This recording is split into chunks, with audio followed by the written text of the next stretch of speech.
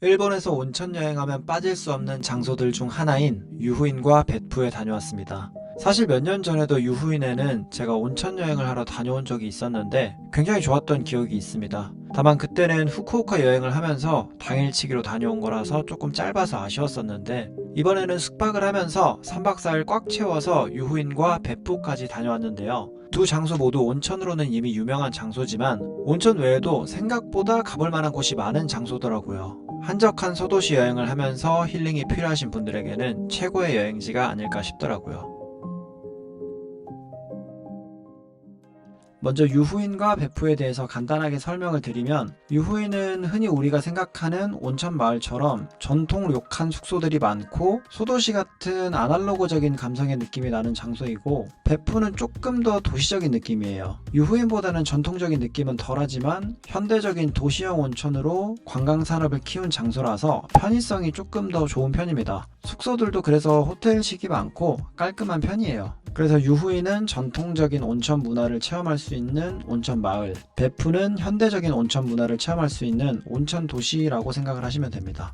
위치는 둘 다 오이타 현에 있습니다. 차량 기준으로 오이타 공항에서 40분에서 1시간, 후쿠오카 공항에서는 1시간 반에서 2시간 정도 걸리는 거리입니다. 제가 예전에 유후인에 다녀왔을 때는 그때는 이제 오이타 직항이 없었어요. 근데 지금은 제주항공에서 오이타 직항이 새롭게 생겼더라고요. 근데 이게 조금 애매한 게 출도착 시간이 고정되어 있고 하루에 한 편밖에 운행을 안 합니다. 그래서 여행 계획을 짜다 보니까 시간대가 좀 애매하더라고요. 그래서 저는 후쿠오카 공항 출도착으로 비행기 티켓을 예매했습니다. 인천공항에서 1시간 40분 정도 비행기를 타면 후쿠오카 공항에 도착을 합니다. 첫날은 유후인으로 가는 일정이었는데요. 숙박을 하면서 제대로 된 소도시 여행을 원하시는 분들은 렌터카 여행을 해보시는 걸 강력하게 추천드립니다. 소도시 같은 경우에는 교통이 좋지 못해서 대중교통을 이용할 경우에는 이동시간도 길어질 뿐더러 료칸형 숙소가 많은 유후인 같은 경우에는 주변에 편의점도 없는 숙소가 대부분이라서 편의점 가는데도 한참을 걸어가야 될 수도 있어요.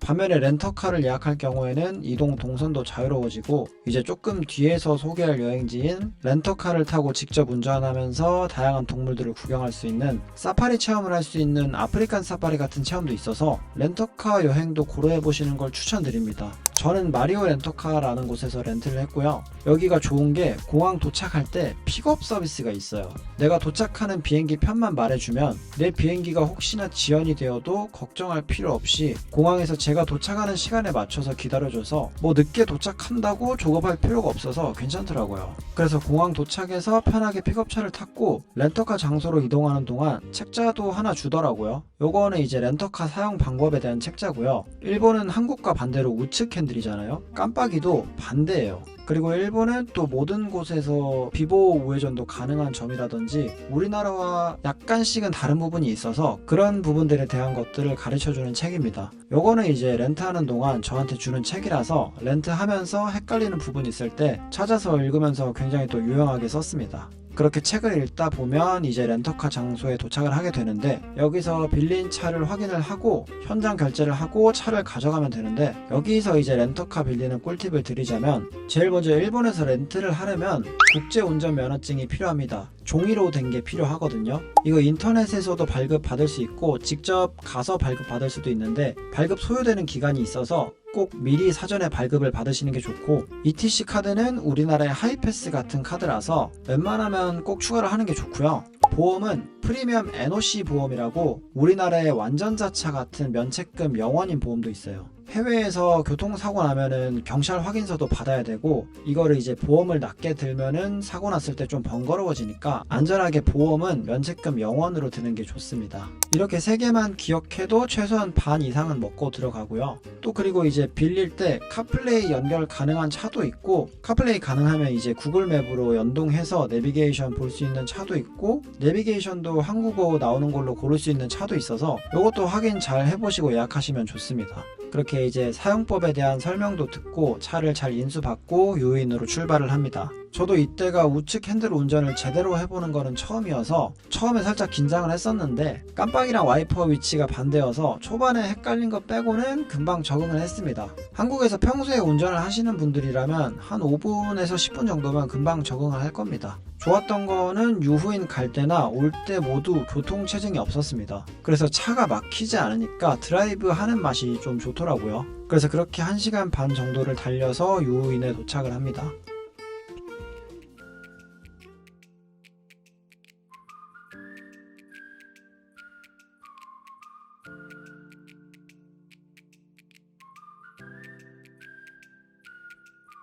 한 시쯤에 유후인에 도착을 했는데요. 료칸 체크인이 3시라서 시간이 좀 남아서 점심부터 먹기로 했습니다. 여기는 유후인역 근처에 있는 유루리인이라는 곳인데요. 이곳은 돈가스와 연어덮밥을 전문으로 파는 식당입니다. 그래서 저도 돈가스와 연어덮밥을 시켰고요. 돈가스부터 보면 저는 개인적으로 얇은 돈가스보다는 두툼한 돈가스를 좋아하는데 여기 돈가스는 패티도 두툼하고 육즙도 풍부해서 바삭바삭하고 맛있더라고요. 소스가 이렇게 통에 있는데 원하는 만큼 짜서 먹으면 됩니다. 방금 튀긴 거라 따뜻하고 살코기도 많아서 맛있었어요.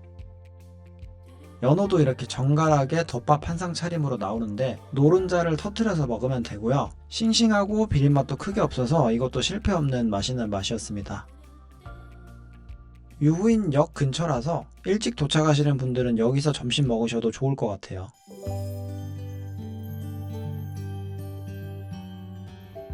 첫 번째로 유후인에서 묵을 료칸의 이름은 사이가 국한입니다. 이곳은 무려 5개의 프라이빗탕과 대역장을 보유한 온천 료칸인데요. 다양하고 많은 온천탕은 물론 유우다케산이 보이는 전망까지 보유하고 있고 전통적인 객실룸을 보유하고 있는 숙소입니다. 도착을 해서 간단하게 웰컴티를 마시면서 체크인을 했는데요. 제가 묵은 객실은 유우산뷰 재패니즈 스타일 룸입니다. 이름처럼 객실에서 유우다케 산 전망을 감상할 수 있는 뷰를 가진 객실이고 객실 내부도 전통적인 일본 스타일의 객실입니다. 방에는 유카타도 준비가 되어 있어서 이렇게 유카타를 입으면서 전통 체험을 하는 느낌도 낼 수 있고요. 그리고 제가 사이가쿠칸을 예약한 큰 이유 중에 하나가 바로 멋진 뷰를 가지고 있는 온천 때문인데요. 첫 번째로 유우다케 산이 보이는 넓은 대욕장입니다.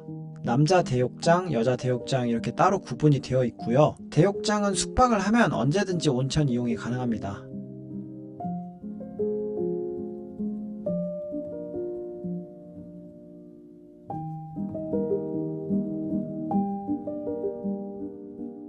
사이가쿠칸 같은 경우에는 대욕장은 언제든지 이용이 가능하지만 프라이빗탕은 예약제라서 입실하고 나서 전화로 예약을 해야 됩니다. 프라이빗탕 총 5개 중에 야외 온천 2개가 제일 인기가 많은 편인데 우드 스타일의 긴조, 돌 스타일의 와키가 있는데 저는 긴조로 바로 예약을 했습니다.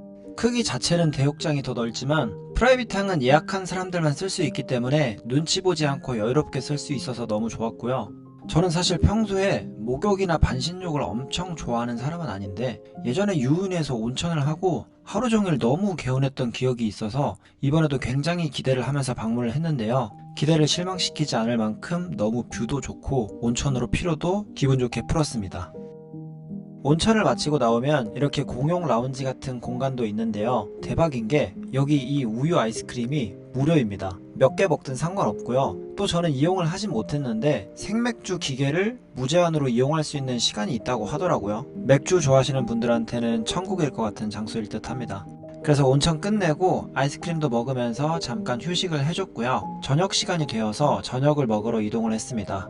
저는 가이세키 석식을 포함으로 예약을 했기 때문에 식사 공간인 2층으로 이동을 했는데요. 식사 공간도 프라이빗 룸으로 저희만 먹을 수 있게 준비를 해주셨더라고요. 그래서 앉아서 직원분께 메뉴 설명을 받았고 가이세키 정식은 일본의 정통식 코스 요리인데요. 에피타이저부터 시작해서 생선, 싱싱한 회, 튀김, 일본식 닭전골, 메인 요리인 소고기 와규 스테이크, 그리고 디저트 등등 다양한 음식들을 코스로 먹는 식사 방식입니다. 하나의 메뉴를 먹고 그 다음 메뉴를 먹고 이런 방식이라서 식사 시간이 1시간 반에서 2시간 정도로 꽤 오래 먹긴 합니다. 그래도 재료도 신선하고 서비스도 좋고 굉장히 대접받는 느낌이라서 이 부분은 굉장히 좋은 것 같아요. 맛도 굉장히 맛있었고요. 특히 소고기 와규 스테이크는 혀에서 음식이 녹을 정도로 진짜 맛있었습니다.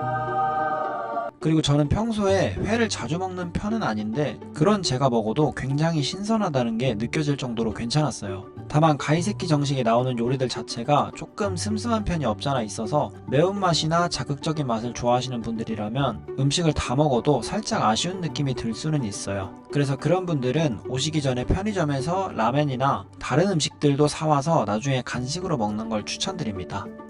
그렇게 식사를 맛있게 마치고 방으로 돌아왔더니 저희가 저녁 식사를 하는 동안 턴다운 서비스를 해주셨더라고요. 이게 이제 후톤이라고 부르는 일본식 침구인데 생각보다 굉장히 푹신푹신하고 편안합니다. 이불도 굉장히 폭닥폭닥해서 느낌도 좋았고 진짜 침대에 부럽지 않았어요. 저녁에도 프라이빗탕이 예약이 가능해서 이번에는 실내탕에서 가볍게 온천을 해줬습니다. 료칸 숙박의 장점이 이런 것 같아요. 원할 때 언제든지 온천을 할 수 있다는 점. 저의 이번 여행의 테마는 온천 여행이기 때문에 1일 2온천 개운하게 해주면서 하루를 마무리했습니다.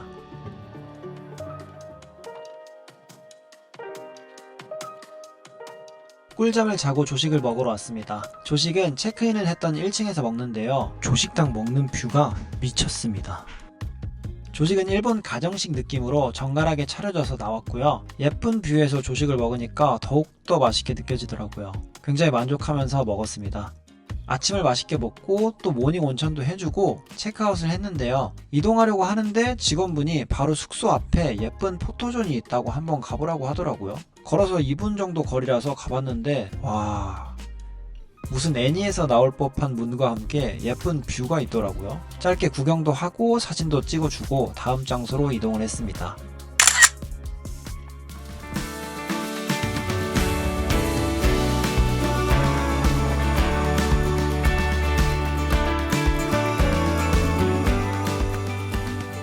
여기는 유노츠보 거리인데요. 유후인의 맛집과 길거리 음식들은 대부분 여기에 있다고 생각을 하시면 됩니다. 유후인역부터 길링코 호수까지 일자로 이어진 골목이라서 도보로 걸으면서 구경하기 좋은 장소예요. 도착해서 제일 먼저 저는 점심을 먹으러 라멘집으로 이동을 했습니다. 여기는 사무라이 라멘이라는 라멘집인데요. 정말 제가 일본에서 먹었던 라멘 중에 손가락 안에 꼽는 라멘 맛집이었습니다. 저는 동백 라멘을 먹었는데 닭육수 베이스에 차슈를 토핑으로 정갈하게 올려줍니다. 육수도 녹진하니 진하고 맛있고 진짜 맛있게 흡입했습니다. 유후인 가시면 제발 꼭 드셔주세요. 진짜 맛있어요. 점심을 맛있게 먹고 유노츠보 거리를 구경하면서 길거리 음식도 조금씩 먹어보기로 했습니다. 첫 번째로 먹을 음식은 치즈버섯이에요. 버섯 위에 이렇게 치즈를 듬뿍 올려서 구워주는데 겉은 바삭하고 속은 촉촉해서 맛있었습니다. 저는 버섯을 그렇게 좋아하는 편이 아닌데도 나쁘지 않았어요. 버섯을 먹고 두 번째로 방문한 장소는 고에몽이라는 곳인데 여기는 푸딩 바와 당고, 커피까지 같이 팔고 있어서 밥 먹고 디저트 카페로 가기 좋은 곳이에요. 당고가 굉장히 쫀득쫀득하고 소스도 단짠단짠으로 진짜 맛있었고요. 푸딩 바는 진짜 푸딩을 얼린 것 같더라고요. 푸딩 아이스크림 먹는 느낌이라 디저트로 먹기 좋았어요. 커피도 같이 팔고 있어서 여유있게 먹고 쉬기 좋았던 장소였습니다. 그리고 다음으로 먹은 음식은 치킨 가라아게입니다. 가라아게 크기가 굉장히 크고 그 자리에서 튀겨주는 거라 처음에 먹다가 입천장 다 까질 뻔했는데요. 그것 빼고는 닭다리살 순살이라서 굉장히 부드럽고 식감도 바삭바삭해서 맛있었어요. 육즙도 진짜 맛있었고요. 그 다음으로는 딸기 모찌를 먹었습니다. 크기가 일반 모찌보다는 좀 큰 것 같아요. 맛은 맛있긴 했는데 그냥 평범한 딸기 모찌 맛이었습니다. 그 다음으로는 금상 고로케를 먹었습니다. 이게 고로케 대회에서 금상을 받았다고 해서 금상 고로케인데요. 제가 이거 예전에도 유인 왔을 때 먹어봤는데 맛은 있는데요. 사실 뭐 찾아와서 먹을 정도까지의 특별한 맛은 아닙니다. 그래도 유후인 오면 맛있게 먹을 만한 고로케예요. 기본 고로케랑 치즈 고로케 두 개를 시켜서 먹었는데요. 기본 고로케는 무난하게 맛있는 맛이고 치즈 고로케는 크림치즈 같은 치즈가 들어있는 고로케예요. 한 2입, 3입 정도까지는 기본 고로케보다 맛있는데 그 이후에는 급격하게 물려지더라고요. 이제 좀 더 먹다가는 배가 터질 것 같아서 다음 장소로 이동을 했습니다.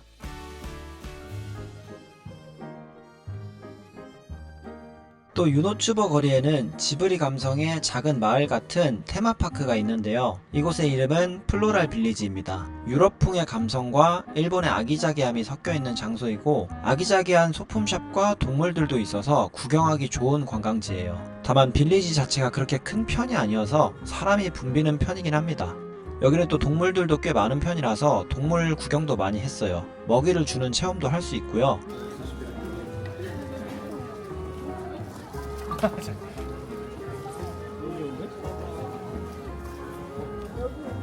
또 신기한 게 부엉이를 보고 만질 수 있는 장소도 있어요. 부엉이 체험은 유료이긴 한데 이것도 궁금해서 한번 들어가 봤어요.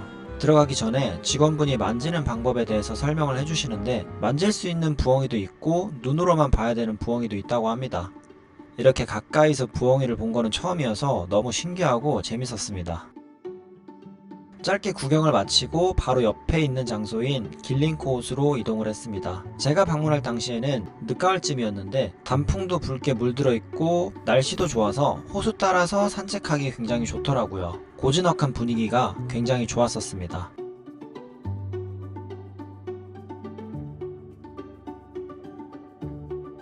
그리고 길링코 호수 근처에 호수뷰가 예쁜 카페가 있어서 커피도 한 잔 마실 겸 들어왔는데요. 여기가 호수뷰가 괜찮더라고요. 브런치도 파는 것 같은데 배가 이미 너무 불러서 먹진 않았고, 제가 갔을 때는 살짝 소나기가 온 직후라서 바깥쪽 테라스 좌석이 다 젖어 있어서 이용하는 사람은 없었는데, 날씨 괜찮을 때는 여기 테라스에서 커피 마시는 것도 분위기 너무 좋을 것 같더라고요. 그래서 호수 보면서 커피 한 잔 마시면서 여유롭게 쉬어주다가 다음 장소로 이동을 했습니다.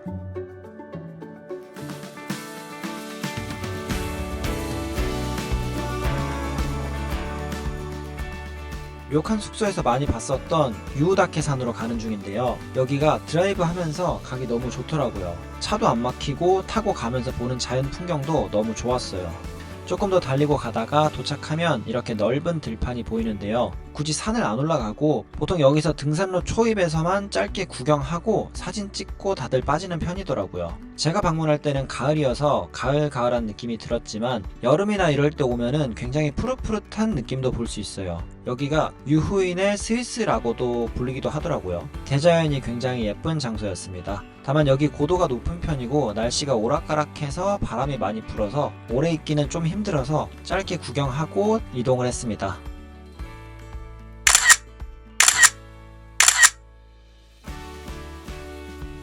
다시 유후인으로 돌아오면서 전망대가 있어서 잠깐 또 들렸는데요. 여기는 사기리다이 전망대라고 유후인이 한눈에 내려다 보이는 전망대를 가지고 있어요. 노을 지는 시간대라서 풍경 자체는 꽤 예뻤습니다. 렌터카 여행을 한다면 가볍게 들를만한 장소입니다. 다만 이때도 바람이 엄청 불어서 흑마법사 놀이 잠깐 하다가 날아갈 것 같아서 바로 숙소로 런했습니다.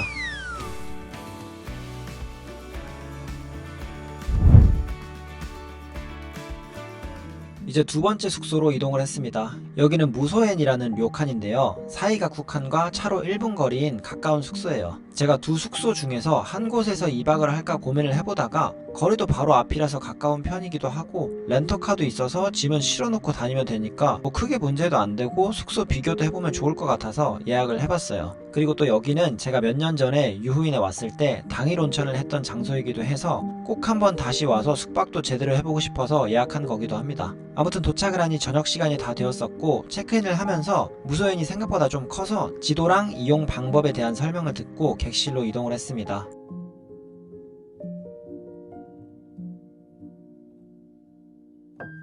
객실에 들어갔는데 저희가 저녁쯤에 와서 이불은 이미 깔려 있는 것 같더라고요.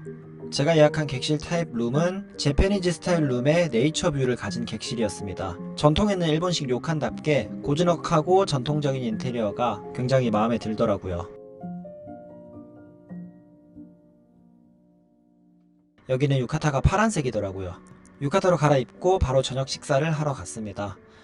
오늘 저녁도 역시 가이세키를 먹으러 왔는데요. 무소엔의 가이세키 정식은 사이가쿠칸과 비슷하면서도 조금은 다른 느낌이더라고요. 처음 세팅된 음식이 소고기였는데 샤브샤브처럼 먹을 수 있게 준비를 해주셨더라고요. 야채부터 넣고 물이 끓어오르면 고기를 넣어서 익혀 먹으면 되는데 고기도 굉장히 부드럽고 야채도 신선해서 진짜 맛있더라고요.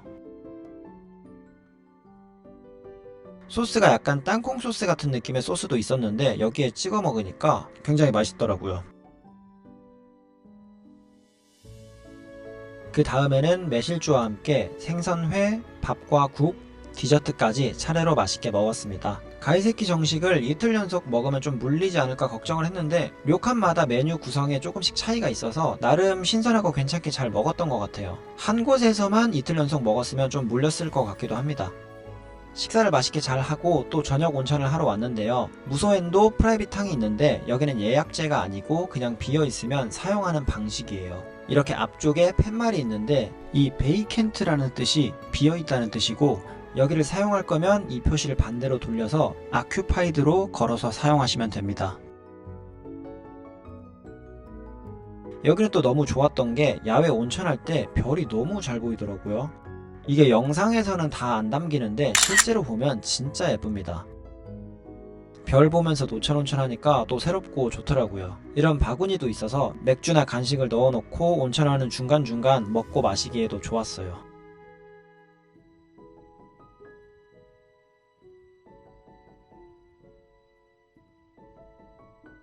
꿀잠을 자고 조식을 먹으러 왔습니다. 장소는 어제 저녁 식사한 곳이랑 똑같았고요. 이번에는 창가로 앉았습니다. 조식으로는 일본식 오뎅탕과 생선, 반숙 계란 등등 일본 가정식 느낌으로 정갈하게 나와서 든든하게 식사를 했습니다.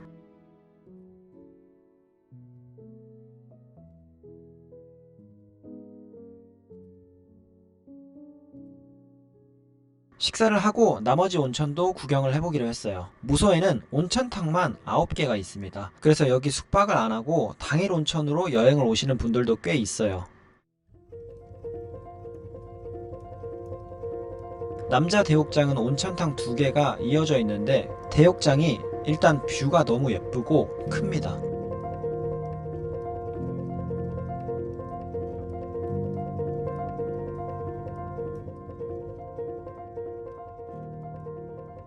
큰 탕 하나, 작은 탕 하나가 이어져 있습니다. 참고로 여자 대욕장이 더 크고 뷰가 괜찮다는 얘기도 있더라고요. 그리고 어제 갔던 프라이빗 탕도 다시 한번 가봤는데 밤에 갔을 때랑은 또 다른 느낌이더라고요. 아무래도 편하게 온천하기에는 프라이빗 탕이 좋아서 프라이빗 탕에서 또 온천을 해줬습니다. 온천을 아침 저녁을 하니까 좋은 게 여행하는 내내 얼굴에 붓기가 거의 없더라고요. 그렇게 온천도 만족스럽게 하고 체크아웃을 하고 점심을 먹으러 이동을 했습니다.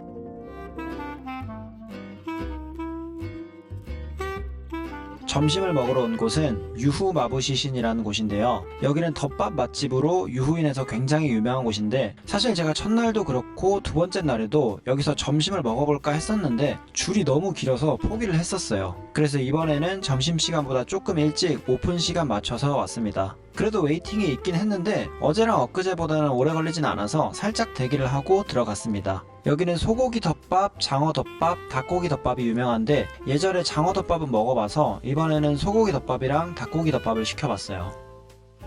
앉으면 일단 이렇게 반찬부터 정갈하게 내주시는데 플레이팅도 예뻐서 보기도 좋고 먹기도 좋았어요. 그리고 메인 메뉴는 이렇게 솥밥 같은 곳에 담겨져 나오는데 비주얼이 일단 미쳤습니다. 갓 나와서 따끈따끈하고 고기들도 부드럽고 야들야들하고 육즙도 맛있고 너무 맛있었어요. 소스도 이렇게 다양하게 있는데 본인 취향에 맞게 먹으면 되니까 이것도 좋더라고요. 유후 마부시시는 본점과 유후인 역점 이렇게 2개가 있는데 제가 예전에 왔을 때는 유후인 역점에서 먹고 이번에는 본점에서 먹었는데 맛은 똑같아요. 본점이 매장이 더 크긴 한데 그만큼 대기줄도 더 길어서 기다리는 시간도 뭐 비슷비슷한 것 같더라고요. 그리고 또 이게 음식 나오는 시간이 들어와서 한 20분은 넘게 걸리다 보니까 그래서 웨이팅 시간이 좀 길어지는 것도 있는 것 같긴 합니다. 그래도 그만큼 간 만든 음식을 따끈따끈하게 먹는 거라서 맛은 더 맛있긴 합니다. 오후에는 100% 이동을 하는 일정이었는데요. 가기 전에 마지막에 못 다 먹은 유노츠보 길거리 음식을 먹고 가려고 합니다. 여기가 이제 미르이 푸딩이라고 치즈케이크와 푸딩 맛집으로 유명한 디저트 집이에요. 여기도 웨이팅 줄이 길어서 어제는 못 먹고 오늘 먹으러 왔습니다. 어젠 배도 너무 부르기도 했고요. 저는 오리지널 세트로 치즈케이크와 푸딩을 시켰습니다. 완전 우유 푸딩 느낌의 맛이라서 식감도 부드럽고 진짜 식후 디저트로 먹기 너무 좋은 맛이었어요. 그리고 치즈케이크를 먹었는데 치즈케이크는 뜨거운 맛, 차가운 맛 선택을 할 수 있는데 개인적으로는 차가운 맛을 추천합니다. 치즈 풍미도 진한데 식감은 또 부드러워서 너무 맛있었습니다. 이거 먹고 유후인 치즈케이크 푸딩 차원달라병 제대로 걸렸네요. 맛있게 먹고 가기 전에 당고도 하나 또 때려주고 이제 베프로 이동을 했습니다.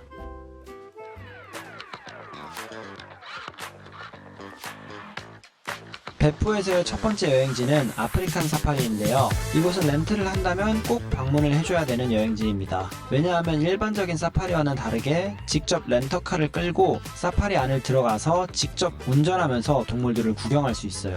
장소에 도착을 하면 진짜 아프리카에 온 것처럼 흑인 직원분이 매표를 하고 계시더라고요. 근데 언어는 일본어를 하십니다. 결제를 하면 사파리 지도와 안내사항을 전달받고요. 사파리 입구 쪽으로 운전을 해서 들어가는데 이때 철문으로 들어가는데 뭔가 무슨 군사지역 들어가는 것 마냥 살짝 긴장되긴 하더라고요. 갑자기 동물들이 차로 달려들면 어떡하지 이런 생각도 잠깐 하긴 했는데 다행히 그런 동물들은 없었어요. 어쨌든 들어가서 조금 운전하다 보니 진짜 자유롭게 움직이는 동물들을 구경할 수 있었습니다.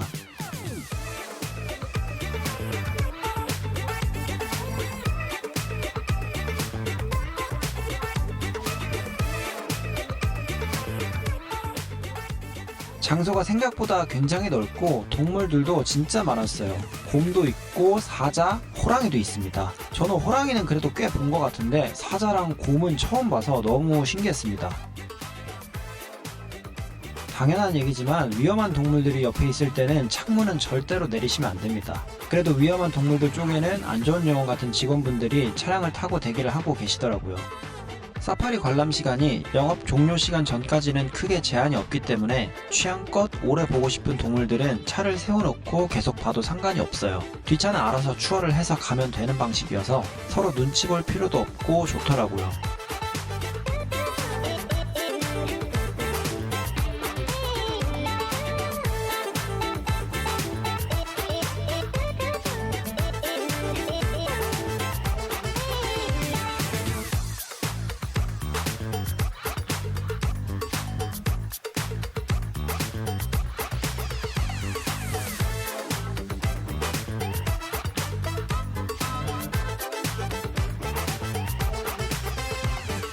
차를 타고 들어가는 사파리 외에도 말이나 소형 동물들도 구경을 할 수 있는 공간들도 있었어요.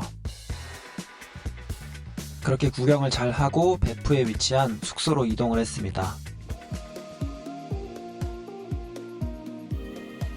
베프에서 묵을 숙소의 이름은 아마넥 인 베프인데요. 여기는 가성비 가격의 3성급 호텔인데도 부대시설은 5성급으로 이용할 수 있어서 예약한 숙소인데요. 이게 어떻게 가능하냐면 여기는 아마넥 인 베프 호텔 외에도 바로 옆 건물에 아마넥 베프 유라리 호텔이라는 5성급 호텔이 있어요. 두 호텔 다 같은 계열사의 호텔이기 때문에 어느 한 호텔을 이용하더라도 부대시설을 같이 이용을 할 수 있는 거죠. 당연히 객실은 아마넥 베프 유라리가 넓겠지만 저는 베프에서 거의 밖에 있을 예정이라서 아마넥 인 베프로 선택을 했는데요. 객실 룸은 평범하지만 온천, 대욕장, 수영장, 헬스장, 조식까지 아마넥 베프 유라리와 같은 건물에서 이용이 가능해서 경비도 절약되고 굉장히 좋은 선택이라고 생각을 했던 숙소였습니다. 그렇게 간단하게 짐을 풀고 저녁을 먹으러 내려왔는데요.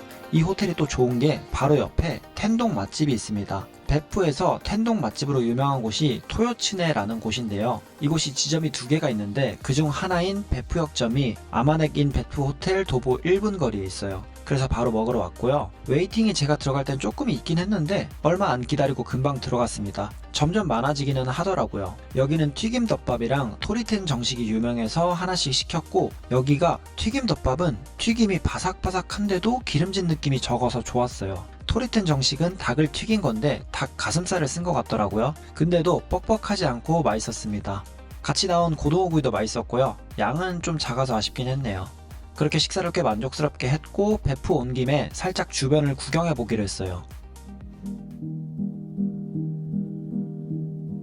소화도 시킬 겸 조금 걸어가다 보니까 근처에 타워가 보이더라고요. 여기가 베프 타워인데 도쿄 타워랑 느낌이 좀 비슷하긴 합니다. 여기 전망대도 있다고 해서 올라가 볼까 생각해 보기도 했는데 타워가 생각보다 좀 낮아요. 그래서 굳이 올라갈 필요는 없어 보여서 올라가진 않았고 근처에 돈키호테도 있어서 구경을 하러 갔습니다. 이날이 이제 마지막 날 밤이기도 하고 내일 한국 돌아가니까 기념품도 조금 사고 호텔로 돌아왔습니다. 돌아와서 호텔 수영장과 대욕장을 구경을 해보러 왔는데요. 수영장부터 먼저 구경을 해보려고 루프탑으로 갔는데 인피니트 풀이 있더라고요. 확실히 유후인에 있다가 여기 오니까 도시적인 느낌이 들긴 합니다.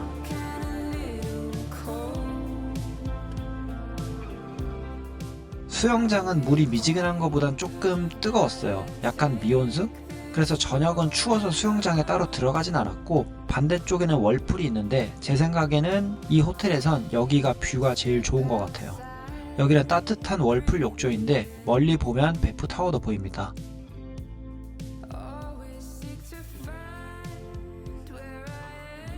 그래서 베프 타워를 보면서 월풀 스파를 할 수 있어서 또 새롭더라고요. 야경을 보면서 스파도 좀 해줬습니다.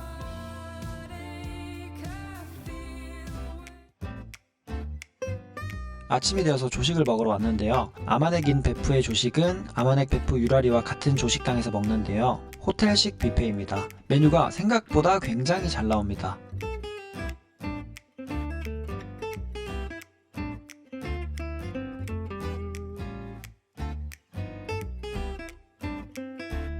호텔식 조식 뷔페 같은 경우에는 호불호 없이 누구나 맛있게 먹을 수 있을 것 같더라고요. 그렇게 식사를 맛있게 해줬고 오전에는 가볍게 수영장에서 어제 못했던 수영도 해주고 바로 밑에 층인 대욕장에서 온천도 해줬는데요. 여기는 실내 대욕장인데 뷰가 뻥 뚫려 있어서 뷰가 괜찮더라고요. 온천도 해주고 개운하게 씻어줬습니다.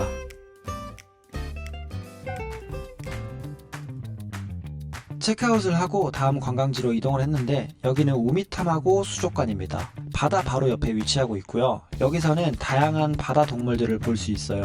제가 여기 온 이유 중에 가장 큰 이유이기도 하고 여기서 가장 유명한 쇼가 있는데 그게 돌고래 쇼입니다. 하루에 2번밖에 안 해서 도착해서 허겁지겁 바로 달려갔어요. 저는 돌고래 쇼를 처음 봤는데 진짜 신기하더라고요. 남녀노소 누구나 즐겁게 관람하기 좋아서 베프 가면 꼭 가볼 만한 곳인 것 같아요.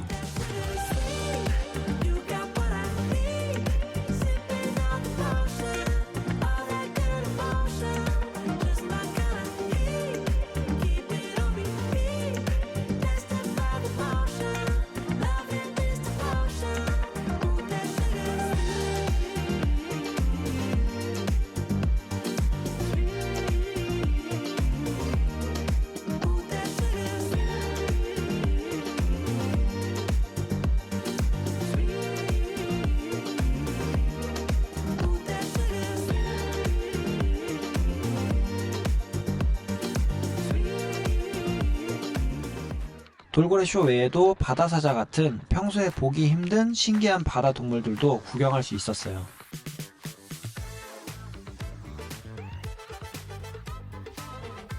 밑으로 내려가면 아쿠아리움 같은 공간도 있는데 여기서 이렇게 구경하기도 좋았고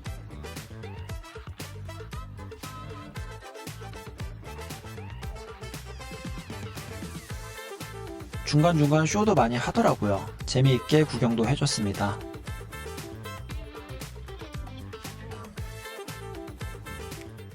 구경을 마치고 점심을 먹으러 베프역 쪽으로 왔습니다. 생각해보니까 일본 왔는데 우동을 안 먹어서 우동집을 찾다가 찾은 곳이에요. 여기도 꽤 평이 좋은 맛집이더라고요.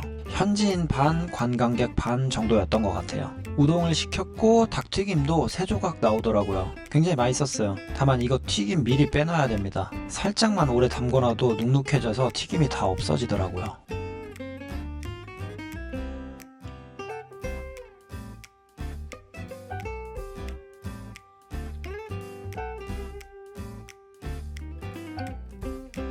식사를 맛있게 하고 이번 여행의 마지막 관광지이자 베프에서 제일 유명한 관광 투어인 지옥온천순례를 갈 겁니다. 지옥온천순례는 7개의 각기 다른 다양한 온천을 돌아다니면서 투어를 하는 온천 투어인데요. 이 투어는 온천을 들어가는 건 아니고 구경을 하는 거예요. 그리고 애초에 온도가 100도라서 들어가지도 못합니다.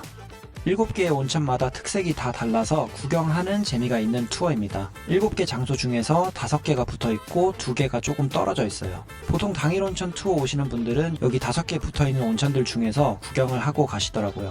저는 렌터카를 타고 왔기 때문에 7군데를 다 돌아보기로 했습니다. 시작은 우미지옥에서 하기로 했어요. 보통 여기서 많이들 시작을 하시기도 하고 여기 입구 바로 옆에 또 카페가 있어서 식사하고 난 뒤라 커피가 땡겨서 커피 한 잔 때리면서 입장을 했습니다.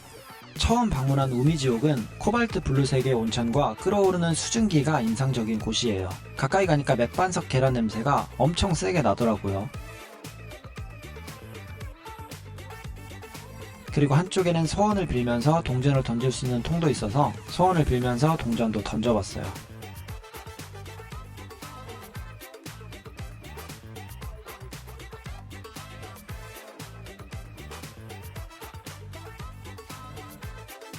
관람을 마치면 출구 쪽에 이렇게 도장 찍는 곳이 있어요. 여기에 이제 입장할 때 받은 종이에 도장을 찍으면 됩니다. 이거를 이제 방문하는 곳마다 찍으면서 온천 투어를 다니는 거예요. 두 번째로 방문한 온천은 오니이시보즈 지옥이에요. 여기는 회색깔의 머드 느낌의 온천이 특징이고, 보즈가 스님이라는 뜻인데 이 온천 끓어오르는 모습이 삭발한 스님의 머리를 닮았다고 해서 오니이시라는 지명과 보즈가 합쳐져서 오니이시보즈 지옥이라고 부른다고 합니다.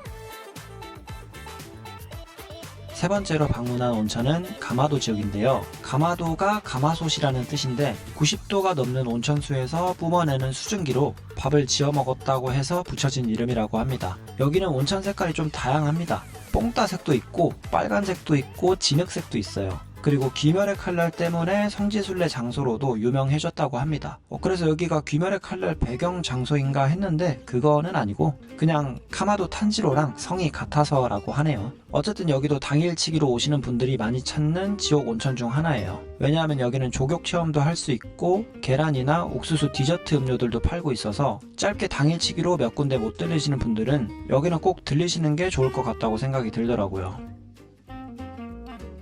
네 번째로 방문한 온천은 오니야마 지옥인데요. 여기서는 악어를 볼 수 있습니다. 악어가 온천에서 살고 있는 건 아니고 여기서 끓어오르는 온천열을 이용해서 악어를 사육한다고 하네요. 악어를 가까이서 보니까 굉장히 신기하더라고요. 그리고 생각보다 악어들이 굉장히 많았어요. 다섯 번째로 방문한 온천은 시라이케 지옥인데요. 끓어오르는 온천은 평범하지만 여기는 수족관이 있어서 물고기들도 같이 구경을 할 수 있습니다. 한쪽에는 물고기 모양인데 동전을 끼워 넣으면서 소원을 빌 수 있는 물고기 동상도 있더라고요. 이렇게 5개의 지옥이 가까운 위치에 모여 있고 나머지 2 지옥은 차를 타고 넘어가야 됩니다. 여섯 번째로 방문한 지옥은 치노이케 지옥인데요. 여기는 빨간 색깔의 온천 색깔이 인상적이더라고요. 지옥 온천이라는 이름에 가장 걸맞는 온천이 아닌가 생각이 들었습니다. 여기 발 담그면 진짜 발 녹을 것 같더라고요. 여기도 한쪽에는 조격 체험전이 있습니다. 마지막으로 방문한 지옥은 다츠마키 지옥인데요. 도착해서 입구 쪽에서 표 내려고 표를 찾고 있었는데 직원분이 표를 확인하지도 않고 빨리 뛰어 들어가라고 하더라고요. 영문도 모르고 일단 뛰어 들어가라고 해서 뛰어 들어갔는데 나중에 알고 보니까 여기는 간헐천이라고 온천수가 폭발적으로 분출되는 시간이 있는데 이게 쿨타임이 3-40분 정도라서 분출되는 시간을 놓치면 여기서 또 3-40분을 기다려야 된다고 하더라고요. 그래서 제가 도착할 때쯤이 막 시작되는 시간이어서 직원분이 빨리 가라고 했던 거였네요. 덕분에 도착하자마자 온천수 분출되는 것도 시원시원하게 구경을 하고 마지막 도장도 찍으면서 지옥온천 순례 투어를 완료했습니다. 이렇게 투어를 하니까 생각보다 온천 돌면서 구경하는 재미도 있고 시간 여유가 있거나 렌터카를 이용한다면 7개 온천 다 돌아보는 것도 괜찮다고 생각이 들더라고요. 만약에 시간이 없으신 분들은 우미 지옥이랑 가마도 지옥 그리고 원하는 곳 한 군데 정도 이렇게 3군데 정도 들르는 것만으로도 괜찮을 것 같아요. 그렇게 지옥 온천 투어를 마지막으로 유인과 베푸에서의 여행을 마무리를 했고 다시 후쿠오카로 돌아가서 렌터카 반납도 잘하고 귀국을 했습니다. 온천 여행으로 왔지만 온천 외에도 즐길 거리가 생각보다 많아서 더 즐겁게 여행을 한 것 같아요. 오늘 영상은 여기까지이고요. 재밌게 보셨다면 구독과 좋아요 부탁드리겠습니다. 감사합니다. Cityscapes askew